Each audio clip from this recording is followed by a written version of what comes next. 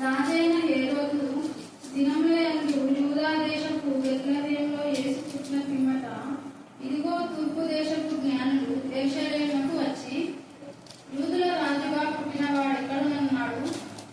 తూర్పు దిక్కున రాజుగా పుట్టినవాడు ఎక్కడున్నాడు? తూర్పు దిక్కున మేము ఆయన నక్షత్రాన్ని చూచి ఆయనను పూజింపగా వచ్చిందని చెప్పిరి. హేరోదు రాజు ఈ సంగతి వినినప్పుడు అతడితో కూడా యెరూషలేము వారందరూ కలవరపడి దేవుడి వాక్యానికి నా ప్రభా దేవా కుమారుడు నా ప్రభ నా తల్లి శ్రీరాముని జ్ఞాపకం చేసుకొని మళ్ళీ తల్లి గారిని మీకు దీవించిన తల్లి కుమారుడు ఏరియాను సలువుని బట్టి మీకు ఉన్నాను తెలిసిన దేవా వారి గుంటూరు వెళ్ళి క్షేమంగా మా మధ్యకి చేర్చినారు. అందుకు మీకు ఉన్నాను తెలిసిన రాజ్యంలో ఉన్న బలహీనతను మా తల్లి లయపరిచి పూర్ణ స్వస్థత బిడ్డకు మీరు దయచేస్తున్నారు. దేవా మీరు ఇచ్చిన అద్భుతమైన స్వస్థత బట్టి మీకు ఉన్నాను తెలిసిన.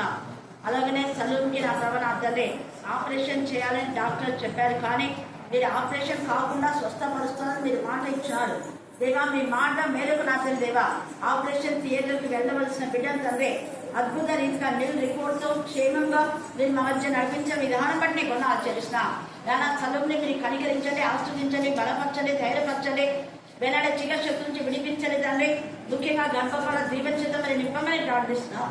దేవా ఈ రాత్రి కాల సమయంలో ప్రత్యేక రీతిలో దేవా ప్రభావతి యొక్క కోడలు మీరు జ్ఞాపకం చేసుకొని అప్పుడేకి ఇచ్చినటువంటి మధ్య శ్రేష్టమైన పాపను బట్టి కొన్నాళ్ళు తెలుస్తున్నాం.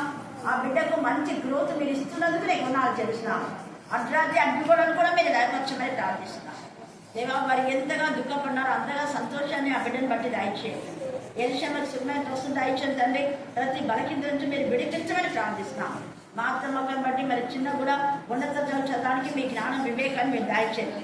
అలాగే సునందను బట్టి నా ప్రభ నా అత్తగారికి ఇచ్చిన కుమార్తె నా ప్రభ మరి దూర ప్రాంతంలో ఉంటుండగా మీ సన్నిధికాన్ని తోడుగా ఉంచి మంచి జాబ్ మా ప్రభ మీరు పాపకు మీరు ఇస్తున్నారు. మీకే స్తోత్రం, మీకే స్తోత్రం, మీకే స్తోత్రం, మీకే స్తోత్రం. దేవా జాన్సన్ చేసిన ఉద్యోగంలో అప్పుడే కాస్త సహాయాన్ని మీరు దయచేయండి తండ్రి. దేవా రెగ్యులర్గా శాలరీ రావడానికి మీకు దయచేయండి. అర్ధరాత్రి అడ్డుగోడలు కూడా లయపరచమని ప్రార్థిస్తాం. దేవా మీకే స్తోత్రం, మీకే స్తోత్రం, మీకే స్తోత్రం, మీకే స్తోత్రం. అలాగే వాక్యం చదివిన బిడ్డను బట్టి పాడిన వారిని బట్టి ప్రార్థించిన బిడ్డలు తండ్రి ఆ కుటుంబాలు మీ కరుణ పీఠంలో ఎత్తుపడుతున్నాం. మీ నామం ఏంటి చెప్పండి మరొకసారి.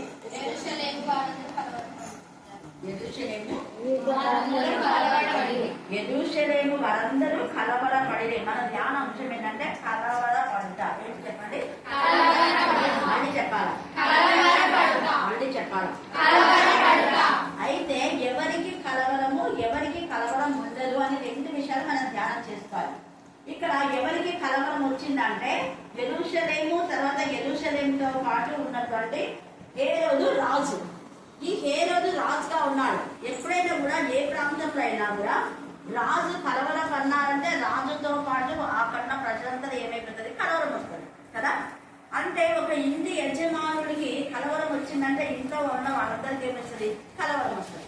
యజమానికి బాధ వచ్చిందంటే ఇంట్లో ఉన్న వాళ్ళందరికీ ఏమవుతుంది? బాధ అవుతుంది. కాబట్టి ఇప్పుడు ఈ ఇంటికి రాజు ఎవరు? అక్క పేరు ఏం పేరు? తిమ్మక్కనా? తిప్పమ్మ. ఇప్పుడు తిప్పమ్మక్క కలవరం లేకుండా ధైర్యంగా ఉందనుకో, అప్పుడు ఇంట్లో వాళ్ళందరికీ ఏముంటుంది? ధైర్యం ఉంటుంది. ఆమెకే కలవరం, భయము, అలజడి, ఆమెకే బాధ, వేదన, రోదన ఉందనుకో, మిగతా వాళ్ళందరికీ ఏముంటుంది? సొంతంగా ఉంటుందా? ఉండదు. అలాగనే ఇంటి యజమానుడు మరి శ్రీరాముడు బాగుంటే అందరికి ఇంట్లో వాళ్ళకి కూడా ఏమవుతుంది? బాగుంటుంది, నెమ్మది ఉంటుంది.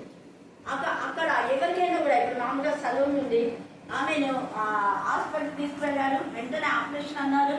కానీ ఆమె ఏడ్చుకుంటే వాళ్ళ అత్త వచ్చింది ఇంటికి. ఏం కాదు, ఖచ్చితంగా నిల్ రిపోర్ట్. ఎవరికైనా ఆపరేషన్ అంటే మనం నిల్ రిపోర్ట్ అంటే నమ్ముతారా? నమ్మాలి. అంటే డాక్టర్ కంటే వీళ్ళకేమో ఎక్కువ తెలుసు అనుకుంటారు. కానీ రాజమ్మ నమ్మింది ఆ మాట. నేను టీచర్ చెప్పినారంటే ఆపరేషన్ అవుతుందంట, జరుగుతుందంట, చేస్తారంట అని చెప్పింది. ఏం కదమ్మా నిల్ రిపోర్ట్ అంటే ఆ నమ్మకంతో పోయిందా, నమ్మకంతో విశ్వాసంతో వెళ్ళింది. మళ్ళీ అక్కడ వాళ్ళ కూడలు కూడా అత్తమ్మ అక్కకు చెప్పి ప్రార్థన చేయించు, ఆపరేషన్ బాగా సక్సెస్ అయ్యేలా చూడాలి. కానీ దేవుడు ఆపరేషన్ ఏం సక్సెస్ కాకుండా ఆపరేషన్ చేయకుండా ఆమె విశ్వాసం, అత్త కోడల యొక్క విశ్వాసం కలవరాన్ని కొట్టివేసింది. హల్లెలూయా, హల్లెలూయా. అంటే మనం ఎప్పుడైతే నమ్మకంలో, విశ్వాసంలో, విధేయతలో, ప్రేమలో, పరిశుద్ధంలో ఎదుగుతామో కలవరం అనేది ఉండదు. కలవరం ఎవరికి ఉంటుంది అంటే తప్పు చేసిన వాళ్ళం కలవరం ఉంటుంది. ఇక్కడ హేరోదు మామూలుగా అయితే ఆయన రాజు కానీ నిజమైన రాజు ఏం కాదు, శాశ్వతమైన రాజు కాదు. అందుకనే ఇక్కడ వచ్చి ఒక నక్షత్రం వచ్చింది, అది ఆయన నక్షత్రం అన్నారు. ఆయన నక్షత్రం అంటే ఏసే నక్షత్రం. ఏసే నక్షత్రము ఎవ్వరు కూడా మనుషులలో ఇది పలానా వాళ్ళ నక్షత్రం అని ఇంతవరకు ప్రపంచంలో చెప్పాలి కదా. కానీ యేసు ప్రభు ఒక్కడే జన్మించినప్పుడు నక్షత్రం వచ్చింది. దేవతలు అనబడే వాళ్ళు ప్రపంచంలో చాలా మంది ఉన్నారు. వాళ్ళకెవ్వరికి నక్షత్రం గురించినట్టుగా కానీ నక్షత్రం గురించినటువంటి విషయాలు ఏవి చెప్పలేదు. కానీ యేసయ్య జననము అద్భుతమే, యేసయ్య యొక్క మరణము అద్భుతమే, యేసయ్య యొక్క పునరుద్ధానము అద్భుతమే. అక్కడ మనం చూస్తే యేసయ్య జన్మించినాడు అన్నప్పుడు హేరోదుకు ఏమైపోయింది, కలవరం వచ్చేసింది. హల్లెలూయా హల్లెలూయా హల్లెలూయా హల్లెలూయా. హేరోదు అపవాది సంతతి, అందుకని కలవరం. దేవుని సంతతికి ఎప్పుడు కలవరం రాదు. ఇక్కడ ఈ నక్షత్రం ఒకటి వచ్చింది. ఎందుకు వచ్చింది అంటే యూద రాజుగా ఒక ఆయన పుట్టబోతున్నాడు అంటే నేను రాజుగా ఉంటే మళ్ళీ ఎవరు రాజుగా వస్తారు అని కలవరం వచ్చింది. కానీ యూద రాజే నిజమైన రాజు అనేది అందరికీ తెలుసు. అప్పుడు వాళ్ళందరూ చెప్పారు, అవును యూద రాజు శాశ్వతంగా ఉండబెట్టేటువంటి రాజు, ఆయన పుట్టాడు, ఆయన పుట్టినందుకే నక్షత్రం వచ్చింది. మరి నువ్వు కూడా రాజు కదా, నువ్వు ఉన్నప్పుడు నక్షత్రం ఏం రాలే, కాబట్టి నువ్వు డూప్లికేట్ రాజు అని నిందారేమో. కలవరం వచ్చేసింది. అయ్యే ఇంకా అంతా అయిపోతుందా, నా బతుకంత ఇంతేనా అని కలవరం వచ్చేసి ఎంత చెడ్డ ఆలోచన చూడాలి. ఆ రాజు తన రాజరికాన్ని కాపాడుకోవడానికి చెడ్డ ఆలోచనతో, దుష్ట ఆలోచనతో ఏం చెప్తారంటే నేను కూడా పూజిస్తాను అని ఎక్కడున్నాను నాకు వచ్చి చెప్పండి అంటే జ్ఞానులు దేవుని మహిమతో వాళ్ళు ధైర్యంగా ఉన్నారు. వాళ్ళు కలవకుండా వాళ్ళకు ఆనందమైంది. గమనించాలి, దేవుని యందు భయభక్తి గల బిడ్డలకు, దేవుని యందు భయభక్తి గల బిడ్డలు ఎంతమంది ఉంటే వాళ్ళందరూ ఒకరికి ఒకరు ఆనందపడతారు. కానీ దేవుని యందు భయభక్తి గల బిడ్డల పక్షంగా లేకుండా దేవునికి విరోధంగా ఉండే వాళ్ళకు కలవరం వస్తుంది. దొంగలు ఒకటైతారు, తాగబోతులు ఒకటైతారు. దేవునికి విరోధమైన లోకాచారంగా జీవించేటటువంటి పాపం చేసే వాళ్ళు ఒకటే అయిపోతారు. అలాగా అయితే ఇక్కడ ఈ యొక్క హేరోదు యేసు ప్రభువును పూజిస్తానన్నాడు, కానీ అదంతా వేషధారణ. చాలా మంది దేవుని ప్రార్థన చేస్తాము, వాక్యం చదువుతాం అంటారు, కానీ వేషధారణ, నిజమైన భక్తి ఉండదు. కానీ ఈ రాత్రి కాల సమయంలో మనం నిజమైన భక్తి ఉండే వాళ్ళకి ఎప్పుడు కలవదు. అక్కడ యేసయ్య నిజంగా జన్మించాలంటే వీళ్ళందరికీ సంతోషమైంది. కానీ ఈ యొక్క హేరోదు రాజుకు బాధ, భయం, వేదన వచ్చింది. హేరోదు రాజు కలవరపడుతున్నాడు, మిగతా అందరూ కూడా తొట్టిగాంగి, ఆయనతో పాటు ఉన్న తొట్టిగాంగి అంతా కూడా కలవరపడుతున్నారు. అలాగనే ఫరో కలవరపడినప్పుడు ఫరో సైన్యం కూడా కలవరపడింది. ఇక సముద్రం చూసి అయ్యో సముద్రంలో వాళ్ళంతా ఇస్రాయేల్ నడిచిపోతేనే సముద్రం మరలా మూసిపోయింది. అంటే అక్కడ ఓపెన్ అయిపోయింది, వాళ్ళు వెళ్ళిపోతేనే మళ్ళా యథాప్రకారంగా ప్రవాహం వచ్చేసింది. అప్పుడు వాళ్ళకంతా కలవరమై అక్కడనే చచ్చిపోతారు. కలవరం అన్నది మానవుని చంపివేసే స్థితి కూడా వస్తుంది. అందుకే మనం భయపడకూడదు. యెషయా 40:10 భయపడకము, నేను నీకు తోడై ఉన్నాను అని చెప్పబడింది. యెషయా 61 కూడా తండ్రి అయిన దేవుడు ఎంత చక్కగా 61:3 కూడా ఎంత ఆశ్చర్యకరమైన విషయాలు ఉన్నాయి. మీరు జాగ్రత్త చదువుకోండి. యెషయా 43:2, యెషయా 66:13 ఒకని తల్లి వారిని ఆదరించినట్టు నేను మిమ్మల్ని ఆదరిస్తాను. నిజంగా ఈ యొక్క నాన్నలకు వాళ్ళకేం కలవరం లేదు, వాళ్ళ ఆనందంతో ఉన్నారు. తండ్రి అయిన దేవుడు దూతను పంపి వాళ్ళకి ఆనందాన్ని కలుగజేసి వాళ్ళకు ధైర్యం కలుగజేసి ఏం పర్వాలేదు, రాజు మీకు ఏం చేయడు, మీరు వేరే మార్గం కూడా వెళ్ళండి అని చెప్తారు. మంచి సలహా ఇస్తారు. దేవుని పిల్లలకు ఎలా వెళ్ళాలి దేవుడు సహాయం చేస్తారు. హల్లెలూయా హల్లెలూయా హల్లెలూయా హల్లెలూయా. యేసు ప్రభువు వారిని సిలువకు వేసి తర్వాత సమాధిలో పెట్టిన తర్వాత అక్కడ ఉన్నటువంటి రాన వారికంతా కూడా కలవరం వచ్చేసింది. ఆ పెద్ద బండ వేసి అంతా సిలువ వేశారు. అయితే వేసి ఆ లేచిన సమయంలో అందరి కలవరం వచ్చేసి దూరంగా వీచుకొని పోయి పడతారు. వాళ్ళంతా దుష్ట శక్తి అన్నమాట, దుష్ట చతుష్టయం. అందుకని వాళ్ళకంతా ఏమైపోయిందంటే కలవరం పడినారు, బండలు బద్దలైపోయినాయి. ఏసై లేచాడు, అప్పుడు సంతోషమైంది, కలవరం ఏమి లేదు. కానీ ఏసై లేచాడు అని చెప్పేసరికి ఎవరైతే ఏసైని చంపినారో వాళ్ళకందరికీ ఏమైపోయింది, కలవరమైంది. దుష్టులకు ఎప్పుడు కలవరమే ఉండదు, నెమ్మది అనేది ఉండదు దుష్టులకు. రాత్రి కాలశక్తులు దేవుడి పిల్లలకు దేవుడు ధైర్యం. అలాగనే హామాను కూడా తను రాజు అవుతానని ఎంతగానో ఏమేమో ప్రయత్నాలు చేసినాడు. రాజును చంపేసి రాజు కావచ్చులే, ఇక యూదులందరినీ చంపేస్తే సరిపోతుంది, ఉడికాయ తయారు చేసి చంపేద్దాము అని అనుకున్నాడు. కానీ హేరోదునే చంపాలని వాక్యం వినిపించేసరికి కలవరం వచ్చేసింది. వెంటనే రాని కాళ్ళ మీద పడతారు ఎస్తేరు పైన. ప్రయోజనం లేదు. అయినా కూడా ఏ రోజు చేసిన పాపానికి వారి కుటుంబం అంతా గురి తీయబడతారు. తల్లిదండ్రులు చేసిన పాపము వారి పిల్లల గుడిలో కొలిచి పోస్తారు. అందుకే తల్లిదండ్రులు ఎప్పుడైతే పరిశుద్ధంగా దేవునికి భయపడి లోబడి ఉంటారో వాళ్ళ పిల్లలకు ఆశీర్వాదం. ఇలాంటి కాల సమయంలో పిల్లలకు ఆశీర్వాదం కావాలి అంటే తల్లిదండ్రులు దేవుని ఎందుకు భయభక్తి కలిగి ఉండాలి. దేవుని ఎందుకు భయభక్తి కలిగి వాళ్ళు ధైర్యంగా, సంతోషంగా, ఆనందంతో, నెమ్మదిగా ఉంటే వాళ్ళ పిల్లలు కూడా జీవిత పర్యంతం వరకు దేవుడి నెమ్మదిని, సంతోషాన్ని, సమాధానాన్ని కలుగచేస్తాడు. అలాగా అక్కడ ఫరో కూడా కలవరపన్నాడు, చచ్చిపోయాడు కలవరంతో. రోజు కూడా కలవరపన్నాడు, ఆ తర్వాత ఏదో కూడా చస్తాడు. తను 2 సంవత్సరాల లోపల పిల్లలందరూ చంపేస్తారు. ఆ కలవరంలో కొంతమంది ఏం పాపాలు చేస్తున్నారో వాళ్ళకే తెలియదు. వాళ్ళ పాపమే వాళ్ళని పట్టుకుంది. ఏ రోజు పాపమే ఏ రోజు పట్టుకుంది. తన యొక్క దౌర్జన్యంతో రాజును కదా అని ఇష్టానుసారంగా 2 సంవత్సరాల పిల్లలు చంపారు. కానీ అలా చంపడం ద్వారా అదే ఆయనకు పాపం శాపంగా మారిపోయింది. అలాగనే హామాను కూడా తన పాపానికి తన పిల్లలందరూ కూడా బలైపోయారు, ఉరి తీయబడినారు. ఈ యొక్క రాత్రికాల సమయమందు దేవుని పిల్లలు ధైర్యంగా ఉండాలి. అలాగనే యెజబేలును చంపాలని ఆ తాకింపులు వచ్చినప్పుడు దాన్ని చంపాలని ప్రయత్నించి దాన్ని చస్తుంది, తల కూడా సరిగ్గా పడదు. అప్పుడు యెజబేలుకు కలవరమైపోతుంది. అతనే తన కుమారుడు రాజుగా చేయాలనుకుంటది. అయితే నీ కుమారులు అందరూ చచ్చిపోయారని చెప్పేసరికి అతనే కూడా భయపడి కలవరపడతారు. కలవరంలోనే ఆమెను చంపేస్తారు. హల్లెలూయా, హల్లెలూయా, హల్లెలూయా, హల్లెలూయా, హల్లెలూయా, హల్లెలూయా. చెడు పనులు చేసే వాళ్ళకు కలవరం ఉంటుంది, మంచి పనులు చేసే వాళ్ళకు ధైర్యంగా సింహంలాగా ఉంటారు. దేవుని పిల్లలు ధైర్యంగా ఉంటారు అని తెలియజేస్తుంటారు. అదే మెయిన్ టీచర్ కూడా ఫోన్ చేసేప్పుడు చెప్తా ఉంటారు అనమాట. ఎట్లున్నా టీచర్ అంటారు, ఏం పర్లేదు అంటే నీకు బాగా ధైర్యం తప్పులు బిడ్డవు కదా నువ్వు అంటున్నారు. అంటే మా నాన్న చాలా ధైర్యం వెళ్తాడు, నువ్వు పిల్లలు కాబట్టి పులిలాగానే ధైర్యం అంటావు. అవతల వాళ్ళు కలవరమే నిద్ర రాకుండా తల బద్దలు కొట్టుకోవాల్సింది, కానీ నీకు పంపం దేవుడు ప్రశాంతత. హల్లెలూయా అన్నాడు. హల్లెలూయా, హల్లెలూయా, హల్లెలూయా, హల్లెలూయా, హల్లెలూయా, హల్లెలూయా. అందుకని ఇక్కడ కలవరం ఎవరికంటే దుష్టులకు కలవరం ఉంటుంది, దేవుని పిల్లలకు ఎప్పుడు కలవరం ఉండకూడదు. ఈ అపవాదులు సాధారణ మనుషులను పట్టి పీడించినప్పుడు కలవరాన్ని కలుగు చేస్తారు. కాబట్టి భయపడుకునే అన్నాడు. ఆ తర్వాత మనం చూస్తే యోహాను సువార్త 14వ అధ్యాయంలో కూడా యేసు ప్రభువు వారు మీ హృదయంలో ఏం చేద్దన్నాడు, కలవర పడలేదు. ఎంత చక్కగా కూడా మీ హృదయాలు కలవరంతో ఉన్నాయా? వద్దమ్మా, కలవరాలు వద్దు. నా తండ్రి ఇంత అనేక నివాసాలు ఉన్నాయి, నేను నా తండ్రి ఇంత నేను చేర్చుకుంటాను కదా. ఇక్కడ ఎవ్వరు తల్లిదండ్రులు కానీ, భర్త కానీ, అన్నదమ్ములు, అక్కచెల్లి ఎవ్వరూ నీకు అప్రిషియేట్ చేయకపోయినా, నేను ప్రేమను పంచకపోయినా, వాళ్ళు నీకు ఆదరణ ఇవ్వకపోయినా, యేసయ్య ఈ రాత్రి నీకు ఆదరించే వాడుగా ఉంటున్నాడు. ఆయన రొమ్మను చేర్చుకునే వాడుగా ఉంటున్నాడు. అనేక నివాసాలు నా దగ్గర ఉన్నాయి అంటున్నాడు యేసయ్య. కాబట్టి ఈ రాత్రి కాల సమయంలో మనం ధైర్యంగా మన జీవిత పరుగు పందెంలో ముందుకు వెళ్ళాలి. ఆ తర్వాత ఇక్కడ యేసు ప్రభువు ఎక్కడ పుట్టారంటే బెత్లెహేము అన్నారు. ఈ బెత్లెహేము చాలా చిన్నది, కుగ్రామం. అందుకనే అలాంటి పనికిరాని బెత్లెహేమును దేవుడు మహిమకరంగా ఆస్వాదించాడు.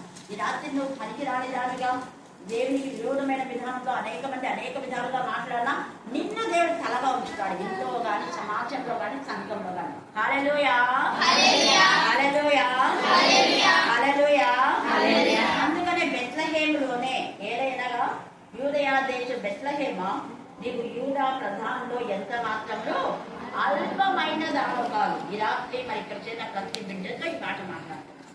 రాజమనుడా, నువ్వు అల్పమైన దాని కాదు. అయ్యో ఎందుకు ఇలాగా అలాగానే అనుకోవద్దు, నీకు నేను కృంగిపోవద్దు. సలోని కూడా నువ్వు అల్పమైన దాని కాదు. ఇక్కడ వాళ్ళందరితో దేవుడు అంటున్నా అల్పమైన, కృష్ణవేంద్ర దేవుడు అంటున్నాడు నువ్వు అల్పమైన దాని కాదు, దేవుడి యొక్క బిడ్డ. హల్లెలూయా, హల్లెలూయా, హల్లెలూయా, హల్లెలూయా. ఎవరు మనం తృణీకరించినా దేవుడు మన పక్షంగా ఉండి వ్యాజ్యమాడే వాడుగా ఉంటాడు. అందుకని ఎవ్వరు అల్పమైన వాళ్ళు కానే కాదు.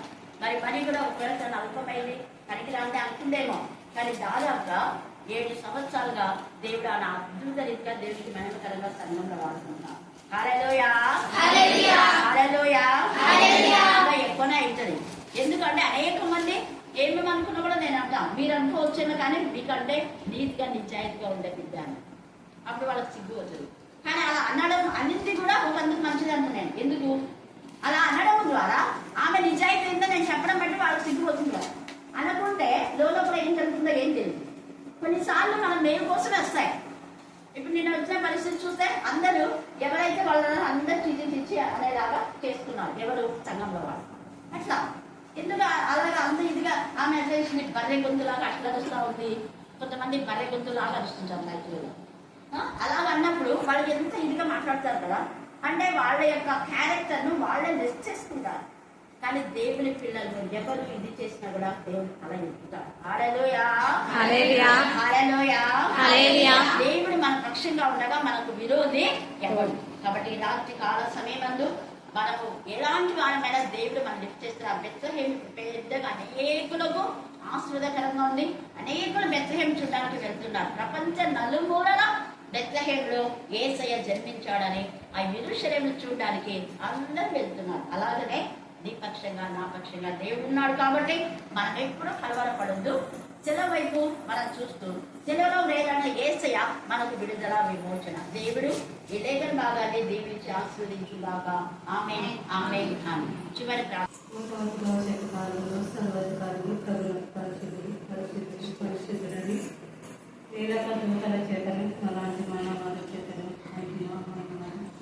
నిత్యము కొడవలసిన మా దైవల తండ్రి, మీ పరిశుద్ధమైన ఉన్నతమైన నామములకు స్తోత్రములు చెల్లించుకుంటున్నామయ్యా. గడిచిన దినములు సమయం నిమిషములు మమ్మల్ని క్షేమంగా నెమ్మదిగా కాపాడిన దేవానికి స్తోత్రములు స్తోత్రములు నాయన. పగలంతయు మమ్మల్ని కాచి కాపాడిన దేవానికి స్తోత్రములు తండ్రి. ఇంతవరకు పాటల ద్వారా మీరు సృష్టించి మమ్మల్ని కాచారు తండ్రి. మరి అక్క ద్వారానైనా ఎంతో లోతైన మర్మములు మాకు తెలిపినందుకు స్తోత్రములు చెల్లిస్తున్నాను నాయన. మరి రాజమ్మ నాయన శ్రీరాముని బట్టి, మరి స్థలముని బట్టి, ఏరియాని బట్టి, ఆయన జ్యోతిని బట్టి, ఉపమచనమ్మని బట్టి స్తోత్రములనైనా. ఈ కుటుంబంలోనైనా మరి ఎందు నిమిత్తమైతే ఈ యొక్క కోడికను ఏర్పాటు చేసినారు నీకు గొప్పతనం తెలిసి ప్రభావ నీకు స్తోత్రములు స్తోత్రములు చెల్లిస్తుంది. ఈ యొక్కనైనా కోడికలనైనా నీ బిడ్డలు శాంతి సమాధానం లేక కలవరపడి నాయన ఎన్నో విధములుగా జీవిస్తున్నారేమో నా తండ్రి. నీ బిడ్డల కలవరము తీసివేసి నీ యొక్క కలవరలు కాచిన రక్తం ద్వారా నీ బిడ్డలను ధైర్యపరిచి నడిపించే కుటుంబంగా సహాయం దయచేయండి. స్తోత్రములు స్తోత్రములు తండ్రి.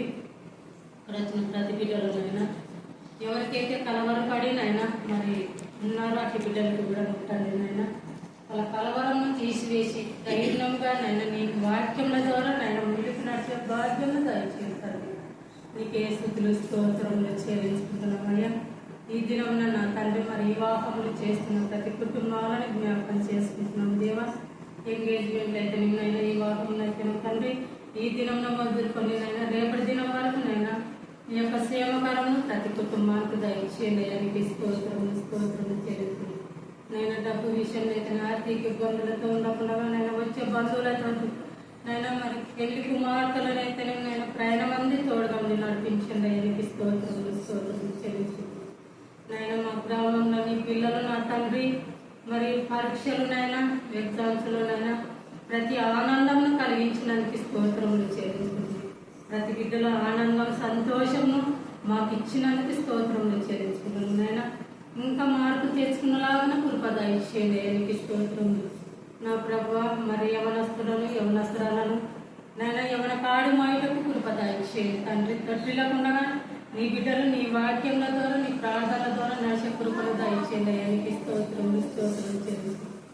నైనా మరి పెద్దలనైతేనేమి సంఘ పెద్దలనైతేనేమి సంఘ కార్పణలనైతేనేమి నైనా తీవ్రత మానకులనైతేనేమి నైనా మరి ఆ మాలు పని చేసేవారినైతే డ్రైవర్లనైతేనేమి నా తండ్రి మరి ప్రతి కుటుంబాలను దీవించి ఆశీర్వదించండి. నైనా వ్యాపారస్తులనైతే దేవా మీ ప్రేమలు ఇచ్చిన ప్రేమ ఆహ్వానాన్ని బట్టి మరి ముఖ్యంగా ఇక్కడ వినిపించబడి ఈ వాక్యం అనేక జీవితాల్లో ఫలించదండి.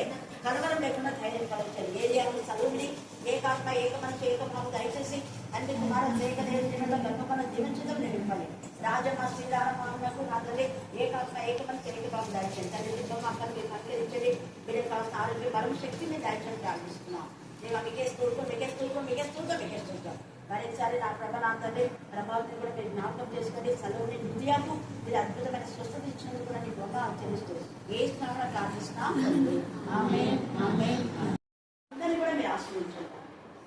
రోజు మనం మా ప్రభావం మీరు దీవించండి, వారి అందరిలో పిల్లలందరూ కూడా మీరు ఆస్వాదించండి. నీ జ్ఞానాత్మకం మీరు నింపమని ప్రార్థిస్తున్నాం. దేవ నా ప్రభావ అక్కడ మీరు ధైర్యపరచండి. ఈ వివాహములకు దేవ ఎలాంటి కొరత లేకుండా ఆహార విషయంలో మాత్రం దేవ ఇంకా దేవ అందరి చిన్న దగ్గరలో మిగిల్చండి. డబ్బు విషయంలో కొరత లేకుండా మిగిల్చండి. ఆయన స్తోత్రం. ఇల్లు కూడా అప్పు లేకుండా కట్టాలని మాట ఇచ్చి అలాగే మీరు కట్టారు. ఈ వివాహ విషయంలో కూడా దేంట్లో కొరత రాదు. రెండు కుటుంబీకులకి ఏకాత్మ ఏకమని చేరుకోవాలి. దేవ వ్యక్తం వారి బంధువులు అసలు అందరూ సంతోషంగా రావాలండి. ఎవరు కూడా నా ప్రభావ అందరినీ మనసుమంతాన్ని ఎలాంటివి లేకుండా దేవ పీస్ఫుల్ గా మీరు జరిగిస్తున్నారు అని ఆలోచిస్తున్నాం. ఎందుకంటే మీరు కరుణాపీఠంలోకి కుమారుడు వచ్చాడు. దేవ గర్భవాళ్ళ దేవుని చేత నింపండి. తండ్రి కుమారుడు తెలియలేని దిగలు వెండిగా పొడిపించండి. వివాహం గర్భగా మర్యాదగా పరిశుద్ధంగా మీరు జరిగిస్తున్నారు. మీకు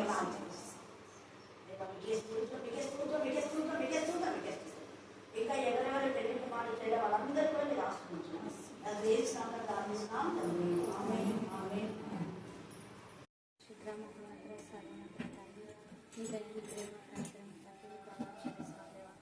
తండ్రి ఈదులు ప్రభు అందరూ తండ్రి తండ్రి ప్రార్థన సహాసంలో పిల్లలందరినీ కోరుకోవచ్చు. దాన్ని బట్టి కొందరం చెల్లిస్తున్నాం దేవ స్తోత్రం.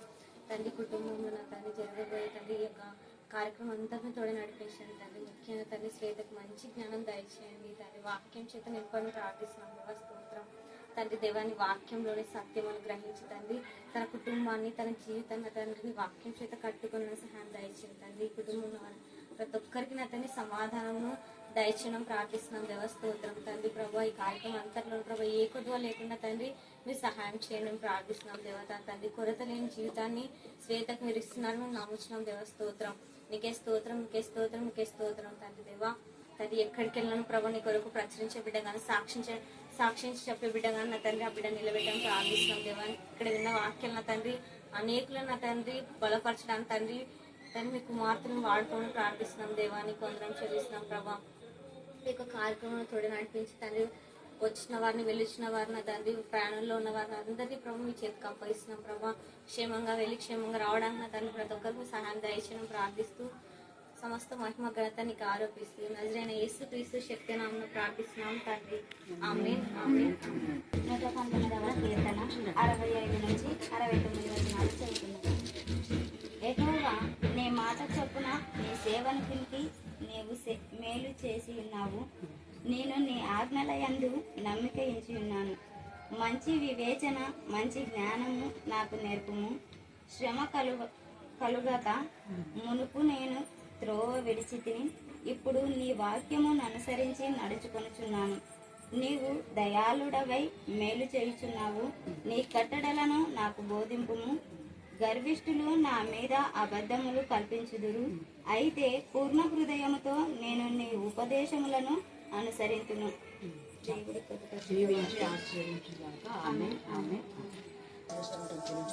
ప్రత్యేకత శ్వేతలో తండ్రి కుమార తేతలేని అబ్రహాం ఇస్సాకు యాకోబులు మెండుగా పోషించండి. ఎంతగానో నా ప్రభనాశని ఆధ్యాత్మికంగా ఎదిగిన బిడ్డ వాక్యాలు చక్కగా చదివి నేర్చుకున్నటువంటి బిడ్డ నీ సన్నిధిలో కరుణాకుంఠంలో ఈ బిడ్డ ఎప్పుడైతే వచ్చిందో మీరు అద్భుత రీతిగా బిడ్డకు జీవితాన్ని సెట్ చేసిందని మీకు తెలుస్తున్నా. వివాహం ఘనంగా మర్యాదగా పరిశుద్ధంగా మీరు జరిగించండి. మరి ముఖ్యంగా ఈరోజు ఎంగేజ్మెంట్కి ఏ కొరత లేకుండా అన్ని సమృద్ధిగా మీరు దయచేయండి తండ్రి స్తోత్రం. ప్రతి అక్కడ అవసరత ఇచ్చే ప్రజలు తీర్చండి. కొద్దిగా జీవితం దయచేయండి. మనుషాత్మ పవిత్ర వేసిన ప్రదేశ పాదాలకు బంధించబడతారు. దేవా భోజన విషయంలో ఎప్పుడు తప్పకుండా ఇంకా మిగిల్చబడాలని మీకు సంతోషం. పెళ్లి కుమారులను త్వరగా మీరు చేయడానికి ప్రార్థిస్తున్నాం. వారి ప్రాణంలో మీరు తోడుగా ఉండండి. జ్ఞానాత్మక నింపండి. జ్ఞానం కలిగిన పెరగడానికి కృపగల ఉపదేశం చేయడానికి మీకు సాయం చేయండి. ఈ బిడ్డ పక్షంగా మీరు తండ్రిగా ఉండి వివాహంలో కూడా కావాల్సిన నాకు ఆర్థిక సాయం అంతా కూడా మీరు అందించండి. మీకు ఎప్పుడో మీకు బంధించమని మరి అలాగే నాకు సెమిషన్ కూడా జ్ఞాపకం చేసుకుని గర్భపడ భూమిచేత మీరు నింపండి. వాళ్ళ అమ్మ వాళ్ళ నాన్న వాళ్ళ అక్కలందరినీ కూడా మీరు దేనించారు. సమస్త మహిళ గంట ప్రభావం మీకు ఆరోపించమని చదువుకున్న లేఖన భాగ ప్రకారం మీ మాట చొప్పున బిడ్డకి ఏం చేసిన అతి కఠినం మా తక్కువలో మా ప్రభావం మీరు అద్భుత కార్యం చేసినందుకు మీకు వందనాలు చెల్లిస్తూ ఈ స్కంద ప్రార్థిస్తున్నాం తండ్రి. ఆమేన్ ఆమేన్ ఆమేన్.